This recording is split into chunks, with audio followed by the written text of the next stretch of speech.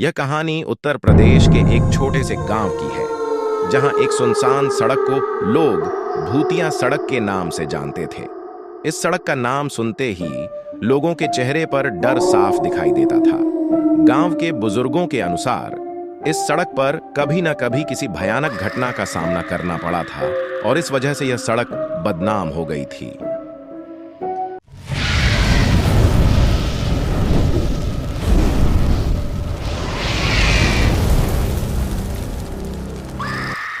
कहानी कुछ साल पहले की है। गांव का एक युवक जिसका नाम मोहन था, देर रात अपने दोस्त के घर से लौट रहा था।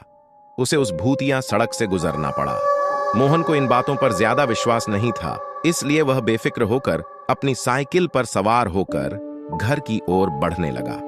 जैसे ही वह सड़क के बीचों बीच पहुंचा, उसे एक अजीब सी ठंडक महसूस होने लगी।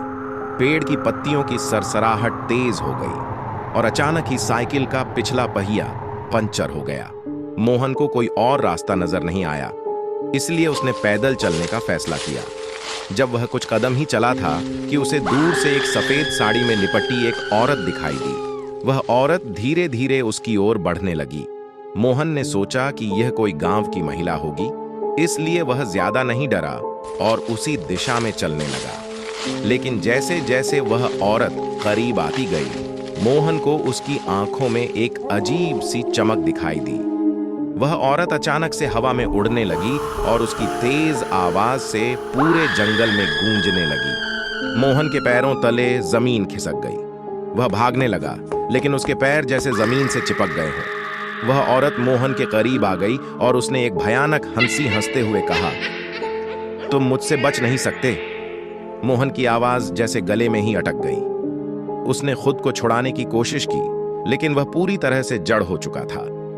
अचानक से उसके शरीर में झटके महसूस होने लगे और वह बेहोश होकर जमीन पर गिर पड़ा। सुबह गांव के लोग उसे उस भूतिया सड़क के किनारे बेहोश हालत में पाए। जब उसे होश आया तो उसने रात की घटना की बात सबको बताई, लेकिन कोई भी उसकी बात पर यकीन नहीं कर रहा था। परंतु गांव के बुजुर्गों को पता था कि मोहन ने उस आत्मा से सामना किया था जो उस सड़क पर भटकती रहती थी। कहा जाता है कि उस सड़क पर एक बार एक नवविवाहित दंपति की हत्या कर दी गई थी। उस औरत की आत्मा को आज तक शांति नहीं मिली और वह हर रात उस सड़क पर भटकती है, अपने साथ हुए अन्याय का बदला लेने के लिए। मोहन की इस घटना के बाद गांव वालों ने उस सड़क से गुजरना पूरी तरह से बंद कर दिया और वह सड़क अब भी उस औरत की भटकती आत्मा के कारण भूतिया सड़क के नाम से जानी जाती है। मोहन के साथ हुई घटना के बाद गांव में उस भूतिया सड़क की चर्चा और भी बढ़ गई। अब तो लोग दिन के समय भी उस सड़क के आसपास जाने से कतराने लगे थे।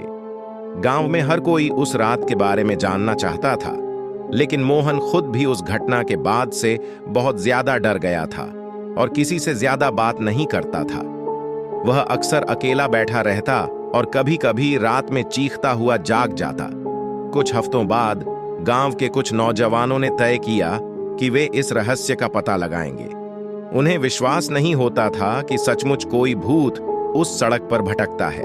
वे इसे केवल अंधविश्वास मानते थे। उनके दल में 4 लोग थे, रामू, श्याम, किशन और सुरेश। उन्होंने एक रात उस भूतिया सड़क पर जाकर सच्चाई का पता लगाने का फैसला किया। रात के ठीक 12 बजे चारों दोस्त लाठी डंडों से लैस होकर उस सड़क पर पहुंचे। सड़क के किनारे दोनों ओर ऊंचे ऊंचे पेड़ थे, जो रात की घनेरी अंधकार में और भी डरावने लग रहे थे। हवा में एक अजीब सी खामोशी थी। जैसे ही वे सड़क पर थोड़ा आगे बढ़े, एक ठंडी हवा का झोंका उनके चेहरे पर आया। रामू ने मजाक में कहा, कहीं ये वही भूत तो नहीं है?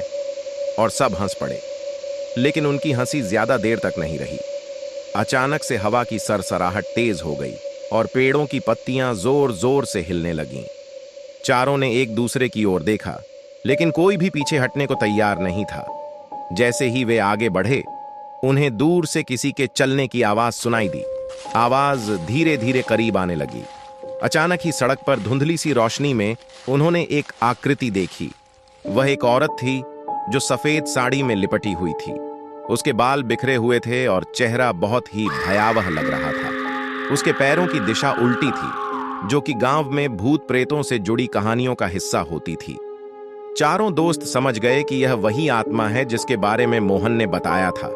श्याम ने हिम्मत करके आगे बढ़ने की कोशिश की, लेकिन जैसे ही उसने कदम आगे बढ़ाया, वह औरत अचानक हवा में ऊपर उठ गई और तेज आवाज में हंसने लगी। उसकी हंसी इतनी भयानक थी कि रामू और किशन वहीं पर बेहोश हो गए। सुरेश और श्याम पूरी ताकत से भागने लगे, लेकिन उनके पैरों में जैसे कोई अदृश्य शक्ति उन्हें रोकने लगी।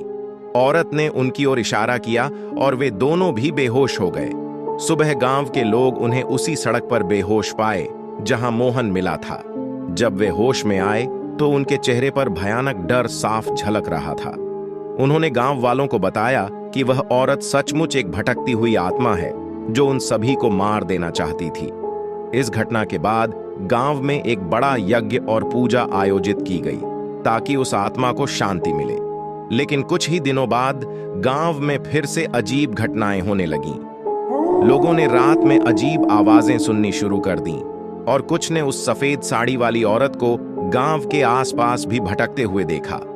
गांव के लोग आज भी मानते हैं कि वह आत्मा उस भूतिया सड़क पर अभी भी मौजूद है और जो भी उस सड़क पर जाने की हिम्मत करता है उसे उसकी भयानक शक्ति का सामना करना पड़ता है। अब उस सड़क के आसपास किसी का भी आना जाना बंद हो गया है और वह सड़क हमेशा के लिए वीरान हो गई है। आपको यह कहानी कैसी लगी कमेंट बॉक्स में जरूर से बताएं। ऐसे ही और कहानियों के लिए वीडियो को लाइक और चैनल को सब्सक्राइब जरूर से करें। धन्यवाद।